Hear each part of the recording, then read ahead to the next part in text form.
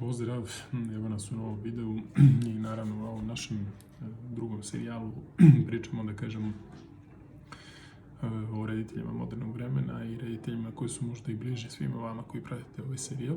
Tako da ćemo ovog puta pričati o Terence Frederick Malicku, koji je rođen 1943. godine. On je bio naravno američki reditelj, scenarista i producent. I u njegovoj karijeri, koja je skoro 40 godina, za sve svoje filmove uglavnom dobijao pozitivne kritike, a njegovi filmovi su uglavnom proglašavani remake delima. Kasnije ćemo se baviti malo tim fenomenom kritičara i reditelja koji su uspeli u svojoj karijeri.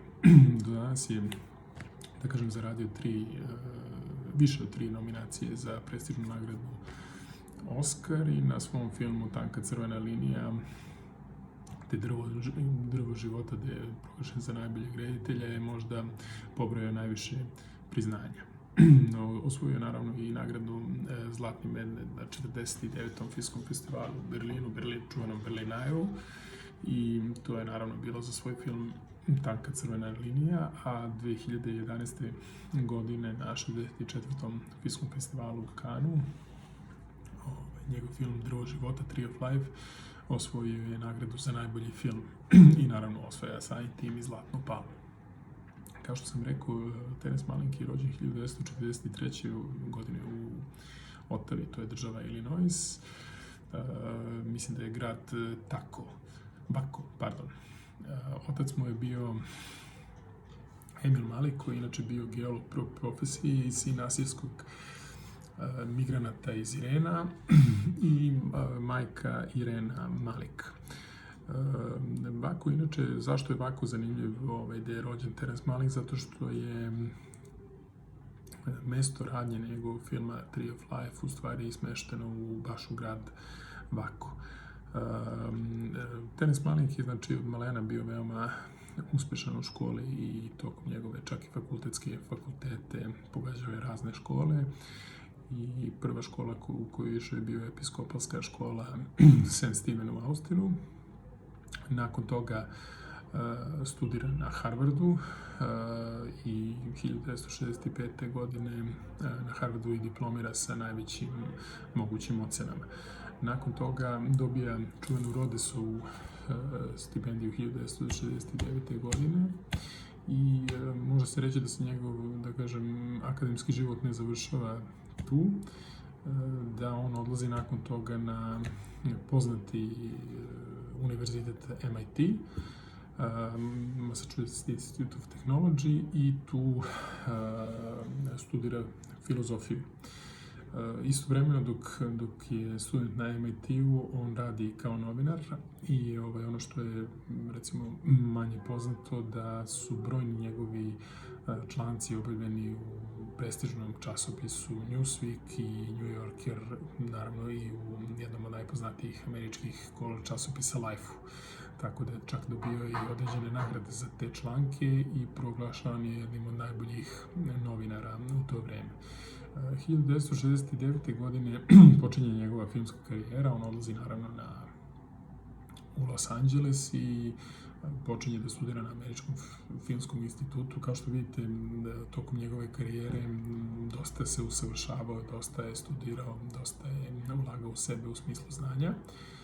I on magistrira sa kratkim filmom Lanton Mills i u prvo vreme radi kao script doktor, znači ne radi kao režiser. I šta znači script doktor? To je uglavnom radite na prepravljanju tuđih scenarija i prilagođavanju tih tuđih scenarija. Znači, veliki hollywoodski studiji imaju čitave ljude na plati koji uzimaju, recimo, scenarije, muziku i sve te neke, da kažem, bitne elemente za film, koji rade kao industrijski, jednostavno prilagođavaju onome što je Hollywoodu u tom trenutku potrebno i ono što će doneti najviše novca.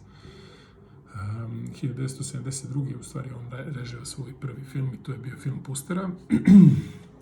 Naravno, na tom filmu on ne zarađuje mnogo novca, ali zašto je bitan taj film? Zato što dobija izuzetne ocene kritičara za taj film. Inače, film Pustera je projekat koji je rađen sa Martin Sheenom i Sissy Spacek I nakon tog filma praktično on je u zvezdama Hollywooda. Režiranju se, da kažem, posle nekoliko projekata koji nisu baš toliko bili uspešni, vraća se svom režiranju na filmu Tanka crvena linija. Naravno, Tanka crvena linija je jedan od njegovih najuspešnijih filmova za koji je dobio mnogi nagrade, zaradio prilično mnogo novca i jednostavno dobio status kultnog reditelja u Hollywoodu. Obvezno pogledajte ovaj film ako niste imali priliku da ga već vidite, mada verujem kao veliki ljubitelji filma da ste videli, naravno, mnogi od njegovih filmova. Naravno, Malik isto u karijeri je imao, da kažem, veoma različite faze, tako da recimo u 70. godinama svoje karijere krajem 70. se seli u Francusku, onda tu pravi jednu pauzu do filmova poput Tanke crvene linije, onda je radio na raznim ambicioznim naslovima koji su imali samo radni naziv Q i koji su ostali inače i nezavršeni. Inače, Tanka crvena linija je naravno obeležila njegovu karijeru i na tom filmu on dobio 7 nominacija za Oscar, ali nažalost nijednu nagradu. Radi naravno kao producent mnogih filmova, recimo Novi svet 2005. Isto je također nominovan za Oscara, dobija malo slabije ocene, ali opet je izuzetno prihvaćen od strane kritike. I kao što sam rekao na početku, zašto je kritika važna u Americi i u Hollywoodu, ukoliko nemate dobre ocene kritike, jednostavno možete biti izuzetno talentovani, ali vrlo ćete se mučiti u tom svetu ukoliko je kritika blagonaklona, pogotovo filmska kritika je blagonaklona prema vama, dobijat ćete veliki broj projekata ili jednostavno kritičari lobiraju kod studija i studiji uglavnom slušaju kritičare, tako da u Hollywoodu je vrlo bitno da ste povezani sa ljudima na pravim mestima i jednostavno put vam je otvoren za mnogo toga. Mislim da je,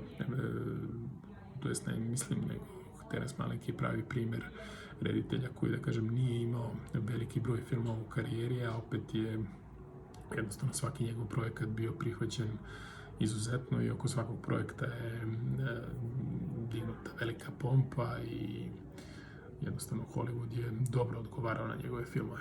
Eto, nadam se da vam se ovo svidjelo, pa se vidimo sljedeći put. Pozdrav!